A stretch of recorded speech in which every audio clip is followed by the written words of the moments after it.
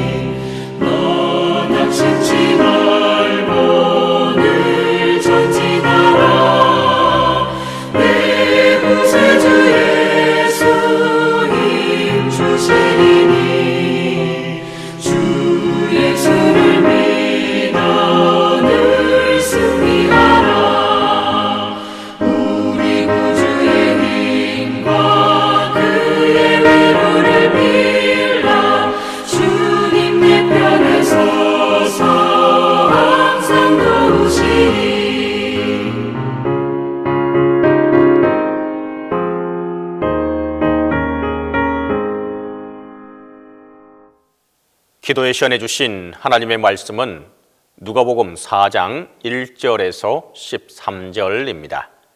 신약성경 누가복음 4장 1절에서 13절입니다. 예수께서 성령의 충만함을 입어 요단강에서 돌아오사 광야에서 40일 동안 성령에게 이끌리시며 마귀에게 시험을 받으시더라. 이 모든 날에 아무것도 잡수시지 아니하시니 날수가 다함에 줄이신지라.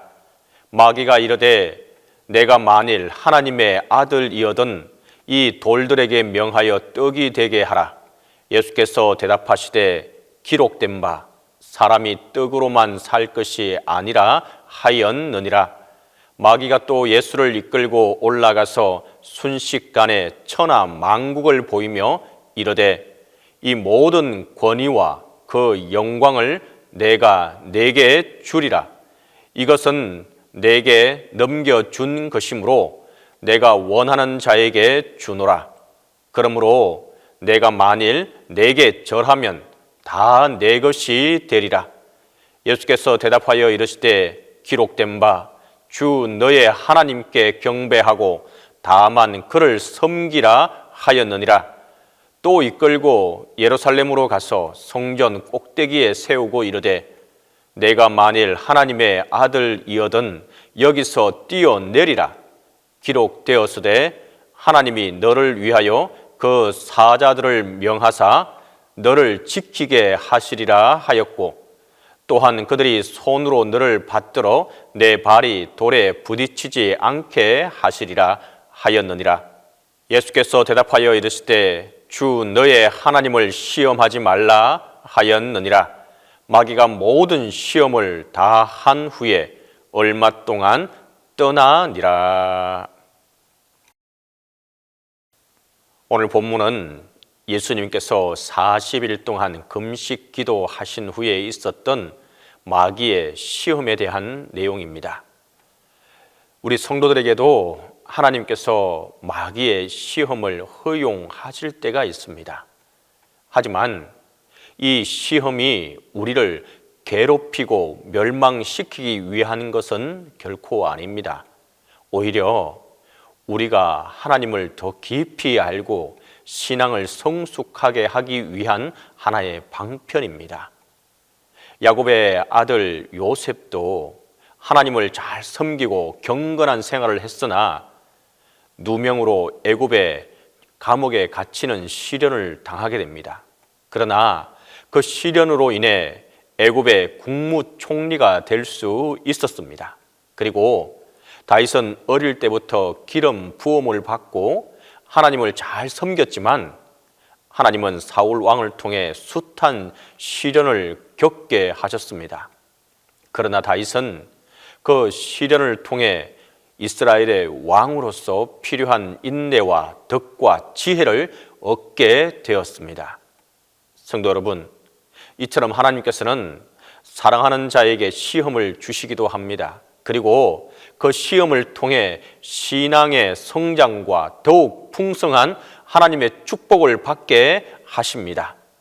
그러므로 우리에게 주어진 시험과 고난의 일들도 우리를 참다운 성도로 성장시키시려는 하나님의 은혜임을 믿고 오늘도 감사와 인내로 극복하는 저와 여러분이 될 수 있기를 간절히 바랍니다. 먼저 오늘 본문으로 들어가겠습니다. 마귀는 40일 동안 금식 기도하며 줄이신 예수님께 내가 만일 하나님의 아들이어든 이 돌들에게 명하여 떡이 되게 하라고 유혹을 하게 됩니다. 마귀는 예수님께서 인성을 지니고 계셨음을 알고 인간적인 약점, 특히 육체적인 욕구를 자극해 유혹하게 됩니다. 그런데 우리는 마귀의 말을 주목해 보아야 합니다.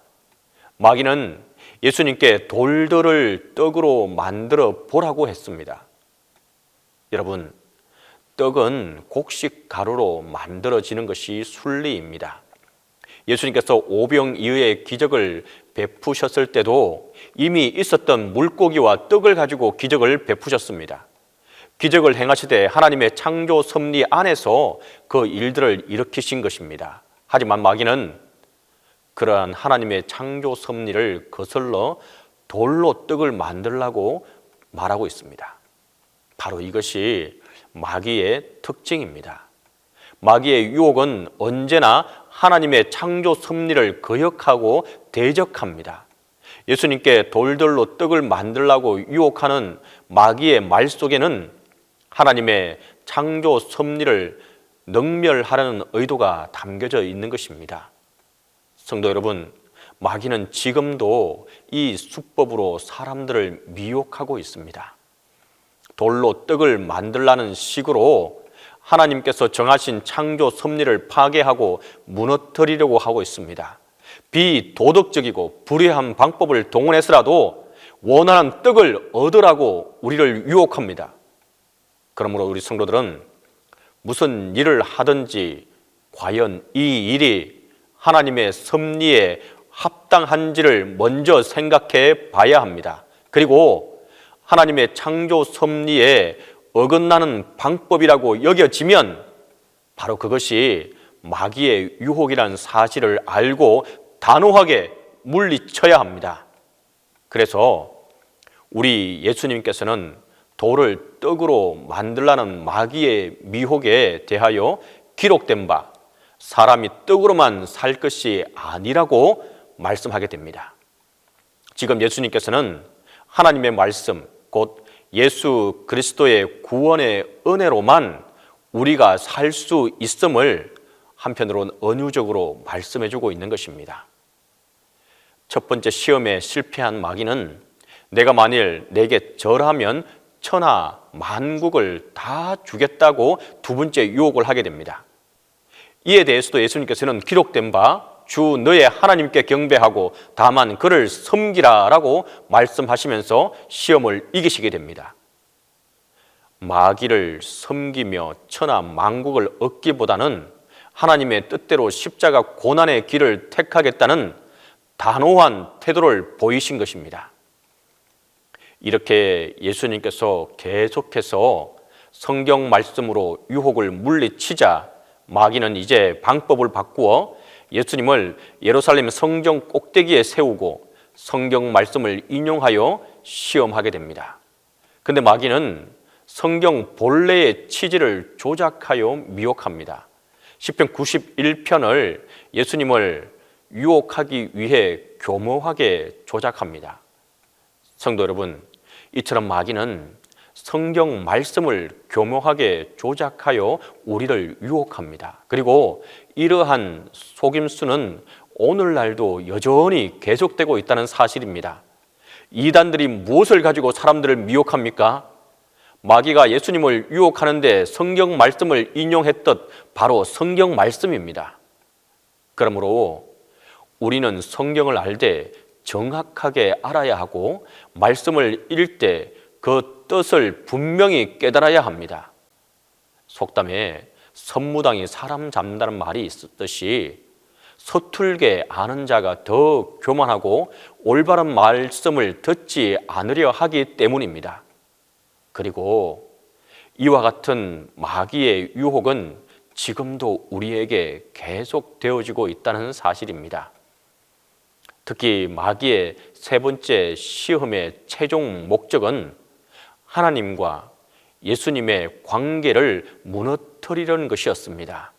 성도 여러분, 신앙이란 먼저는 자신이 누구인지를 정확하게 아는 것이고 더 나아가서는 하나님과의 관계의 문제이며 이러한 정체성과 관계의 문제는 곧 신뢰의 문제입니다. 그러므로 상호간의 신뢰와 믿음에 대한 관계가 깨어지면 모든 것이 다 무너지게 되는 것입니다. 그래서 사탄은 하나님과 예수님의 관계를 무너뜨리려고 예수님을 시험했듯이 오늘도 하나님과 우리의 관계를 무너뜨리기 위해 또는 가까이 있는 우리 부부 사이를, 부모와 자식 사이를, 형제 사이를 이간질하기 위해 온갖 미혹을 다하고 있습니다. 관계란 믿는 만큼 강해지고 의심하는 만큼 약해지는 것입니다. 서로에 대한 사랑과 신뢰가 강한 관계라고 할지라도 한번 서로를 의심하기 시작하면 누가 손대지 않아도 저절로 그 관계가 깨어지기 마련입니다. 그러므로 우리는 예수님께서도 미혹했던 마귀의 집요한 미혹이 우리에게도 있을 것임을 대비해야 합니다. 관계의 어려움을 몰고 오는 마귀의 미혹을 잘 분별하여 더욱 이해하고 서로 간에 사랑하기에 힘써야 합니다. 그리고 그를 통해 하나님이 기뻐하시는 가정과 교회를 지키려는 여러분들이 될 수 있기를 간절히 바랍니다. 그래서 마귀의 미혹과 유혹 그리고 시험에 우리가 당당히 이겨내는 저와 여러분들이 될 수 있기를 바랍니다. 이와 같이 하는 자에게 하나님의 크신 인도하심과 은혜가 함께하게 될 것입니다. 우리 이 시간 함께 기도하겠습니다. 시험을 이겨 승리할 수 있게 해달라고 먼저 기도합니다. 두 번째로 이 대한민국의 안정과 평화를 위해서 함께 기도하겠습니다. 세 번째로 동신교회와 담임 목사님을 위해서 우리가 한 목소리로 기도합니다. 기도하겠습니다. 사랑과 은혜가 많으시고 좋으신 아버지 하나님, 은혜와 사랑을 시간도 아버지 앞에 간절히 빌고 소망합니다. 하나님, 세상의 유혹과 시험과 또한 우리를 힘들게 하는 미혹해 하는 일들이 너무도 많이 있습니다. 하나님, 그럴 때마다 예수 그리스도께서 하셨던 것과 같이 하나님의 이름으로, 예수 그리스도의 이름으로 또한 말씀으로 이겨 승리할 수 있게 하여 주시옵소서. 우리가 하나님의 말씀을 알되 바로 깨우쳐 알아 진정한 우리의 힘이 되어질 수 있게 도와주시옵소서. 이 상황이 되었을 때에 우리가 그 말씀에 의지해서 당당하게 말하고 승리를 쟁취하게 하여 주시옵소서. 그래서 좌우로 흔들리지 않게 하시고 오로지 우리가 해야 할 일이 무엇인지, 내가 누구인지, 내가 누구와의 관계 속에서 있는지를 바르게 알고 깨우쳐 알아 진정으로 그 길에서 벗어나지 않게 하여 주시옵소서. 주님의 은혜와 사랑이 우리와 함께하고 우리를 인도해 주시옵소서. 주님, 이 시간 간절히 바라고 기도하는 것은 우리 대한민국을 위해서 기도합니다. 하나님, 진정으로 이 땅을 주님께서 불쌍히 여기시고 하나님의 은혜와 사랑을 베풀어 주시옵소서. 위정자들을 주님께서 함께 해주시고 그들이 하나님을 두려워하고 하나님을 하나님을 알고 진정으로 두려워한 마음으로 이 땅의 백성들을 잘 이끌어 나갈 수 있도록 하나님께서 함께해 주시옵소서. 진정 이 나라와 이 민족에게 하나님 새로운 안정과 평화를 허락해 주셔서 하나님의 뜻이 이 땅에서 이루어지게 도와주시옵소서. 하나님의 공의와 하나님의 평화가 이 땅에 머물게 하여 주시고 하나님의 축복이 이 땅에 머물 수 있게 하여 주시옵소서. 진정으로 깨어있어 기도하게 하시고 하나님, 이 나라와 민족을 위해서 끝없이 기도하며 나아가게 하여 주시옵소서. 동신교회를 위해서 기도합니다. 하나님, 동신교회 주님의 은혜와 사랑 가운데 지금까지 세워주시고 또한 그 사명을 잘 감당해 나갈 수 있게 하신 것 감사하고 감사합니다.